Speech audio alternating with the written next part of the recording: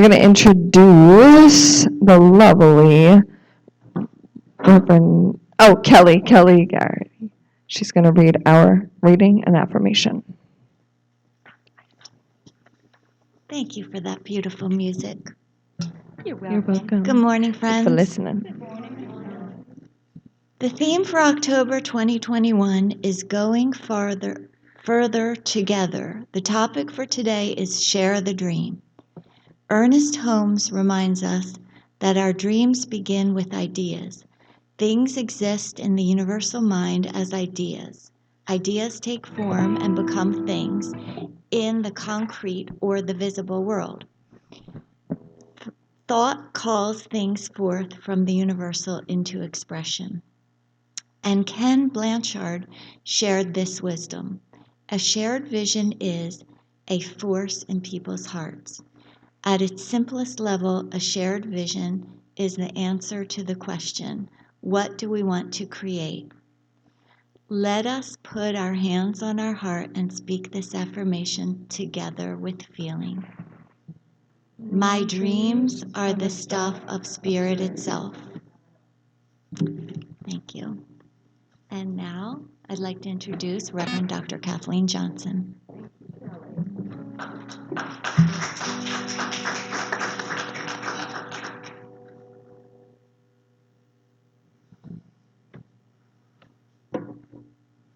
I love this African proverb that really speaks to our theme for the month. It goes like this: alone we go faster, together we go further. A reminder of the power of community that has a common purpose. So we are the Center for Spiritual Living, Delaware. We are a Center for Spiritual Living community, one of many, part of the Centers for Spiritual Living, which is global, a global organization made up of many, many different ministries. And we are part of an even larger community that is made up of other New Thought communities all over the planet. So we are really quite a large movement, and it's important, I think, to keep tuning into that and realizing there are others like us who hold the same vision, the same global vision. That awareness that knowing that we go further together. And so further where? You're saying, well, where? Further where? Where are we going? Well, further in developing our spiritual capacities so that we show up as what's being called by actually Barbara Marx Hubbard and others, the universal human. This beautiful, perfect marriage of the human and the divine. Universal human. I love that concept. Developing our spiritual capacities. And our world, all we need to do is tune into the news to realize our world is really calling for enlightened beings who have accessed those spiritual capacities to come up with solutions to what is going on in the planet. We know that we are being called. Can you hear the call? I know I hear the call often. And while many humans put an emphasis on survival, and we know that developing those skills of survival are important, bringing in an income to support ourselves and all of those other things, connecting with others, building relationships with others. All of those things we know are important to survival, but that's self-preservation. That's only one level of what we are capable of. And so as spiritual community, our interest is in developing those other capacities within us through meditation, through prayer. I was just reading a chapter in the back of Lawrence LeSean's book, How to Meditate. This is part of the class that we're now holding, that Candace is facilitating on meditation. And the whole chapter is dedicated to the social part, the social aspect of meditation, what it does for us so that we are more available on the planet to do what is ours to do. And he talks about our neglected, most of humanity neglects this whole infinite realm of potentialities, talents, latent gifts that we have within us by just going about, day-to-day life, living from just that one perspective. He calls it the perspective of the many, and instead of the perspective of the one, which is what we develop when we do spiritual practice.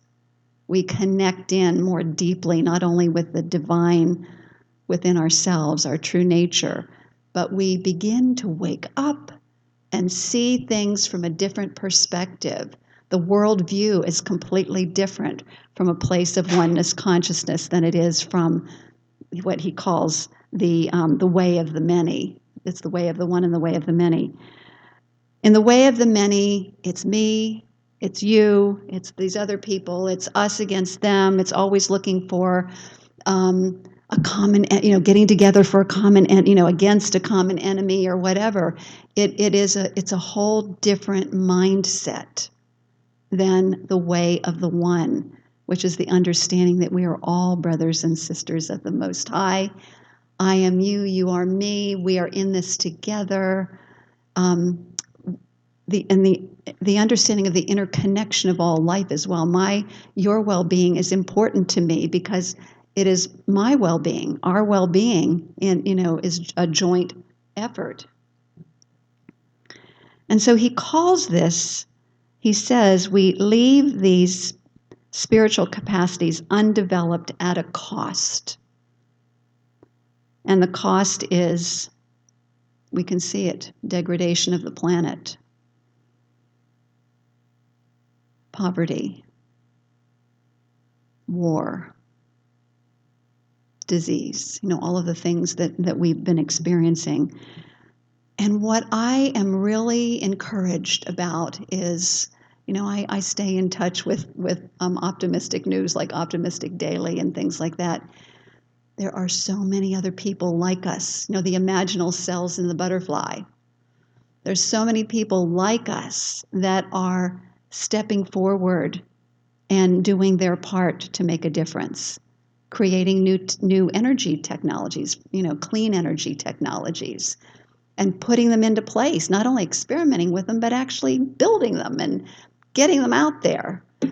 And so I have great faith in humanity, and yet I also know that we each must do our part and develop our spiritual capacities and get the word out and encourage everyone else to develop their spiritual capacities. Meditation, 15 minutes twice a day, does amazing things. Even 15 minutes once a day, but, developing our spiritual capacities. And what am I talking about, spiritual capacities? Things like clairaudience, clairvoyance, precognition, the ability to see things in advance, and just all of those other intuitive capacities where we're able to sense something within ourselves. I know over time I've been able to sense when something's not going well within myself, and I take the time to listen and find out what the belief is that's operating in the background so that I can do some work on it. I think those of us who've been in this spiritual tradition for some time are becoming more attuned more attuned to things like this. And also when we work with each other, being kind of tuned into each other so that we can support each other. So the way of the many, which is a stunted growth, showing up as separation consciousness, alienation, illusion, anxiety, aggression, hate, and rejection of self and others. That's the way of the many.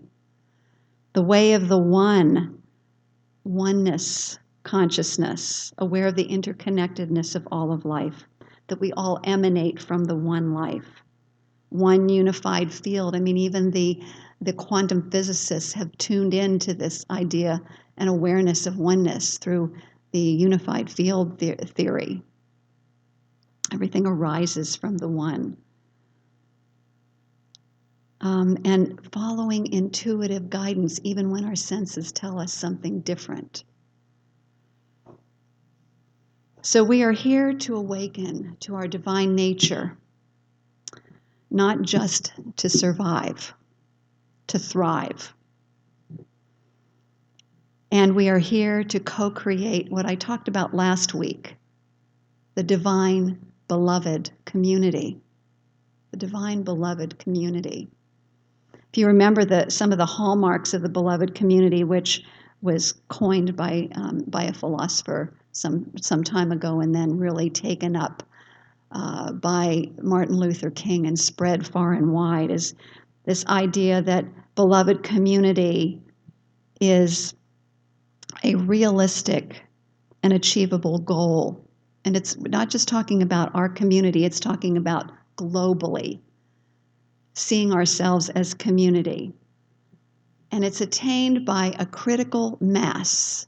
We don't have to, it doesn't have to be everyone, a critical mass of people who are awakened to oneness and who are, listen to this, trained in the philosophy and methods of nonviolence and diversity inclusion, which is what we're doing as a community. We're actively doing that. Thank you, Christy, and thank you, Virgie, and thank you, Candace, and any others who are on the team, Bruce, who are doing their part in educating us on the methods of nonviolence. And thank you, Centers for Spiritual Living, for keeping this diversity inclusion in the forefront of my mind so that I can continue to cast this vision and encourage others to join me in it. So sharing the dream is our topic. So our topic then is sharing the dream by our own example, developing our spiritual capacities and sharing this thing called oneness consciousness, showing up as love and compassion and understanding.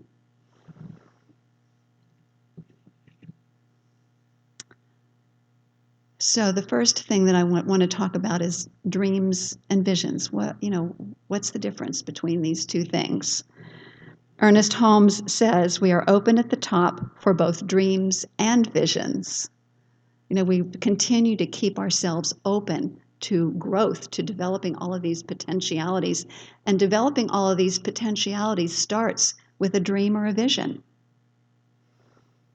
It starts with an idea. Dreams and visions are ideas in the mind of God that we download. So the difference between the two, and I'm going to start off with this statement. Visions are comprised of dreams. However, dreams are not visions. So I'll just give you that. And so let me explain. Dreams are simply imaginings of things that we desire. We have these dreams of possibilities. So it is, it's making that connection, the new ideas. Visions, though, are calling upon us to bring these dreams, these new possibilities into manifestation. And they're not always, whoops, I'm skipping. So visions call us to make some very fundamental changes in ourselves as well. And actually that's the truth of visions, is they are calling us to be the next higher version of ourselves so that we can be that field of consciousness or atmosphere in which it's made manifest. So as we continue to develop our oneness consciousness through meditation practice, through affirmative prayer, what we teach, and visioning, and all of those other spiritual practices, what we are doing is we are becoming a vibrational match to that sometimes seemingly impossible vision. And then we're motivated to take action. It's inspired action, though. It comes from a place where the heart is engaged. So visionaries see potentials in the dreams that come through themselves or a collective. A group, we have a group of visionaries who are on our vision team, our visioning core. And so the visionaries see the potential in the dream, and it's not always his or her own vision or dream, and they turn dreams into a shared dream or vision. So, the topic today is shared dream. I would like to call it actually shared vision is really more accurate because, I think that is what moves things from just something, a fantasy in the mind, into manifestation. So turns dreams into a shared vision. And that shared vision then becomes a force in the hearts of all those who are engaged. It's a powerful force that is undeniable, that is unstoppable, and that moves us into action. That's what we're here for, right? We're here for a common shared vision. Because we're here for our own development and consciousness for sure, but there's a reason for coming in as community, a shared vision that pulls us forward into action. And so it's always some version of co-creating a world where you and I and our fellow humans can thrive and prosper with no one left out. So I'd like to illustrate how this is going on our planet right now. And I sent Dan a graphic just this morning, so I don't know if he had a chance to load it up. But this is a story of a visionary organization called Youth Exchange Study. Yes, it's called the YES organization, Youth Exchange and Study. I love that, yes.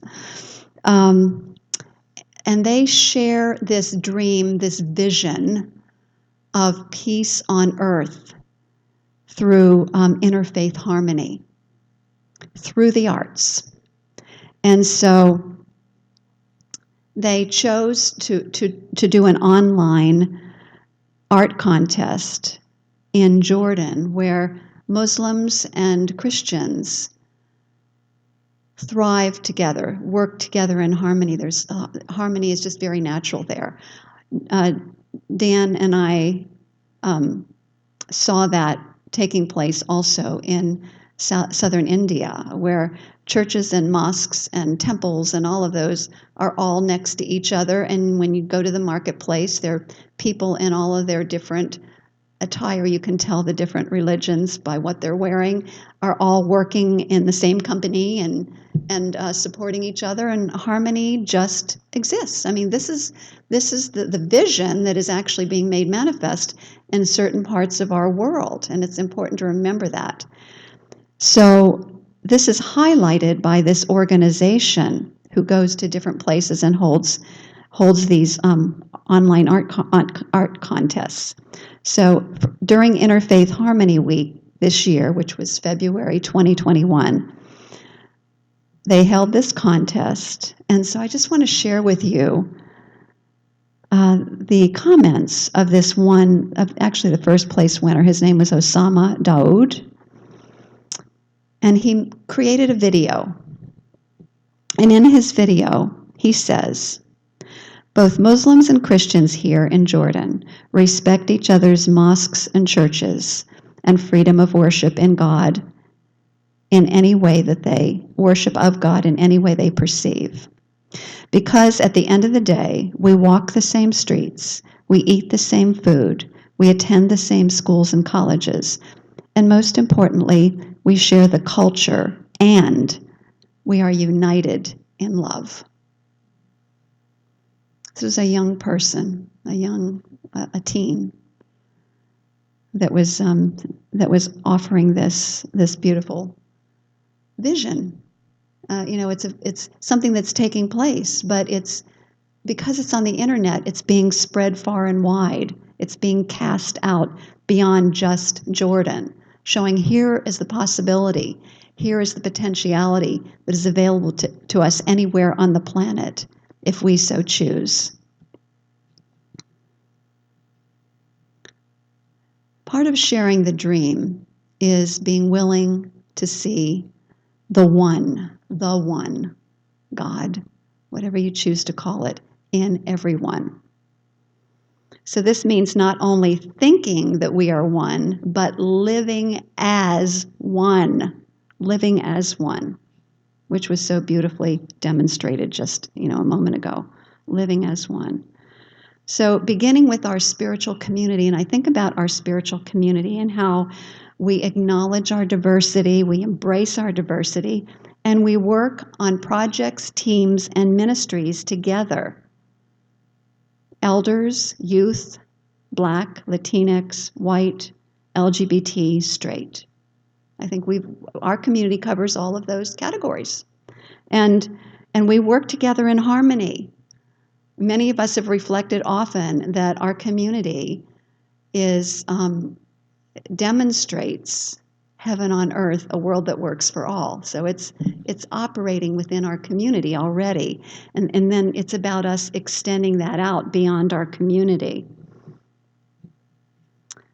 So I have another example of some of the experiments that are going on in different parts of the planet to create more harmony on an interfaith level. There's a social scientist in Iraq who decided to lead an experiment recently. He worked with coaches, I'm sure, to form interfaith soccer teams made up of Christians and Muslims. So they were all on the same team. It wasn't like the Muslims against the Christians. It was a mixture. And their intention, of course, was to encourage an attitude in the direction of oneness, of developing love and connection and compassion between the team members. So some things actually changed and shifted. One really good example is that Christian team members pulled their money to help the Muslim team members get transportation to the games. That's pretty awesome. And then 54% of the Christian players on the mixed teams voted for a Muslim to win the sportsmanship award. And so when researchers contacted the players, so that the test is go back 6 months later and see what's happening. And 6 months later, 61% of the Christian players from mixed teams were training with Muslim players at least once a week. So there was some shift. We're not saying it was total, but it was beginning to create a shift. And think about what could happen if you could do that on a massive scale in a country like Iraq or other places where there are a lot of tensions between the Christians and the Muslims, or the Jews and the Muslims, or whatever is going on. I was thinking about Deb Chamberlain. Deb Chamberlain had a ministry, really, of getting Jews and Muslims together and creating concerts. She did that for, I think she said 7 years or something. And then I was thinking about one of my prayer partners, Reverend Dr. Abigail Albert, who is out in San Diego. And she and her husband, Steve, they're both New Thought ministers, religious science ministers like I am. They lead the whole interfaith movement in that area, and they've also helped they've led the creation of larger, more global interfaith conferences.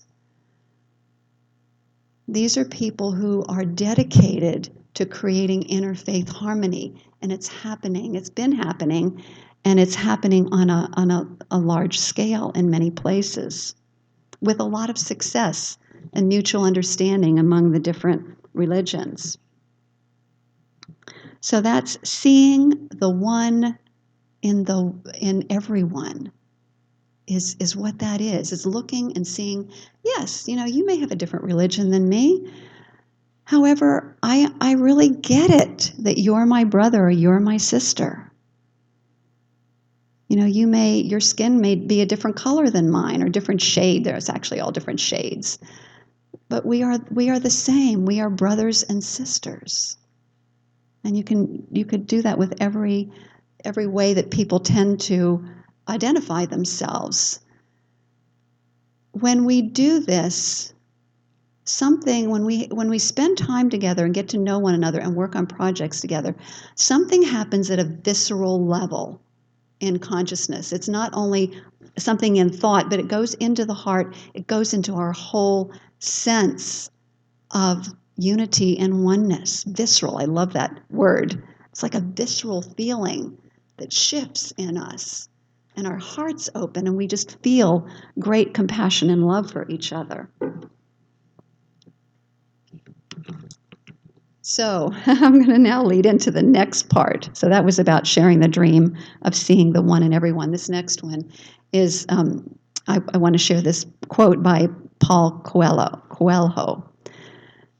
from The Alchemist. He said, "There is only one thing that makes a dream impossible to achieve: the fear of failure." So it's important that we learn to move beyond fear and to realize that fear is natural when we step beyond our comfort zone. When we get that, then we don't let fear deter us. In fact, I've heard various acronyms for fear, and one of them is feeling excited and ready. I was thinking some others: feeling enthusiastic and ready, feeling energetic and ready, feeling eager and ready. You know, you can come up with whatever you want. That it's just a reminder to just get in there with eagerness and enthusiasm and energy and move, just break through that feeling of discomfort.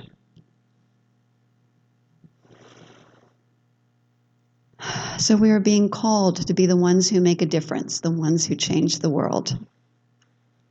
The universal human, the builders of divine beloved community in which all thrive. It can be overwhelming. I totally get it. We hear thoughts, oh, that's impossible. Oh, how could I do that? You know, and so, you know, the thoughts that go through our minds. And so I would like to share with you a biblical story that illustrates this so beautifully. In the Bible, it's the story of Elijah and Elisha. And Elisha, when asked to take over the work of the prophet Elijah, went into overwhelm. You know, it's like, are you kidding me? Me do this? Me be this, you know, follow in the footsteps of this amazing prophet? You know, how am I going to do this? And so there was a moment then when Elijah ascended and left his cloak behind, or cloak or mantle. And my understanding, I did a little research, it was like a fur. He had this fur that he wore that made him look very royal, and was the cloak of the prophet. And so, you know, he dropped that, and Elisha picked it up and put it on in a very decisive manner. He chose to put it on. It wasn't put on him by Elijah. It was on the ground. He could have walked away and said, no way, I'm not going to do this. But he didn't. He picked it up and he put it on. And then he also asked God for a double dose of spiritual power. Oh, so he puts on the cloak and a double dose of spiritual power. And I was thinking, you know, all of these biblical stories are symbolic and are stories to inspire us in our own lives. So how does that inspire you? It reminds me that it is up to me to put on the cloak of the visionary, to put on the cloak of the one who makes a difference, to put on the cloak of one who believes in possibilities, the possibilitarian. To put on, and putting on the cloak means that I am dedicated to my spiritual practice, developing those capacities within me that are latent and are really being called forth.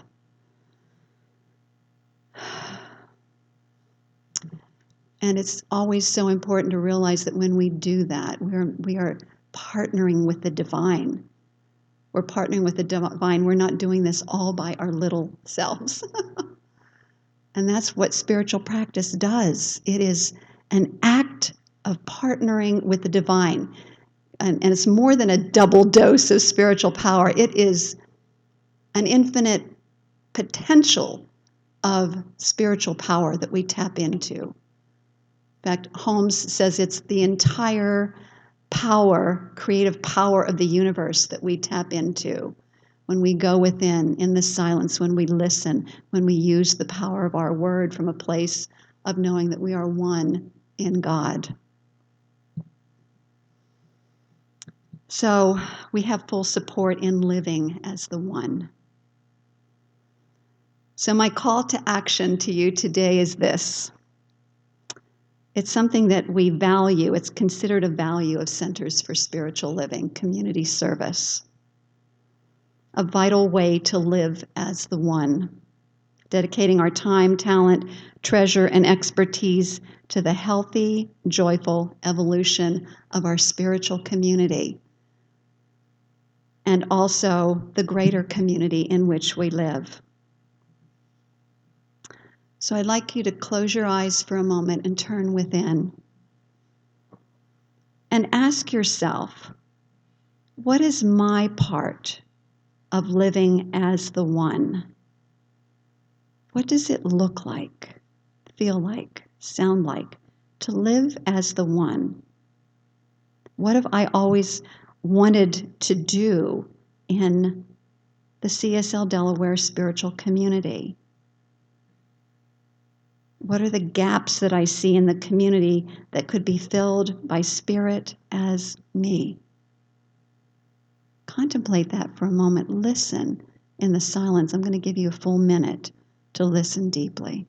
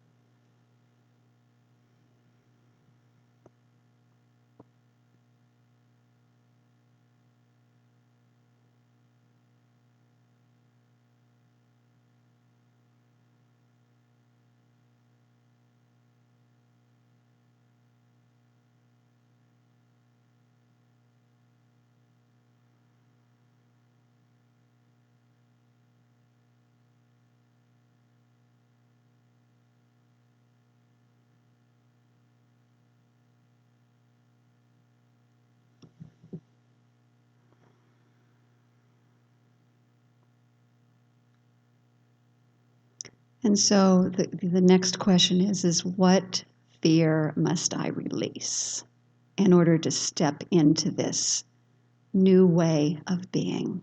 What am I to become? What am I to release? What am I to become? Listen.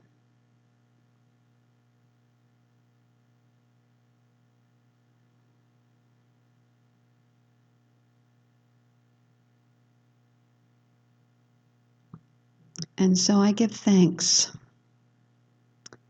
for the download of inspiration.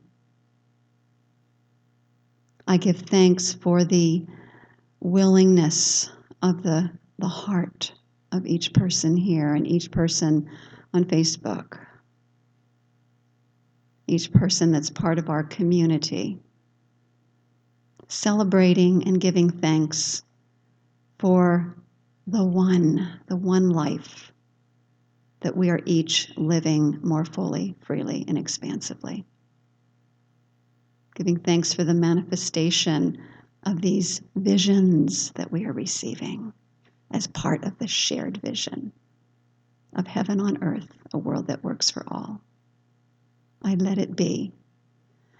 And I invite us all to stand up, stretch, and say, yes! Yes! And so it is. Woo! Yeah.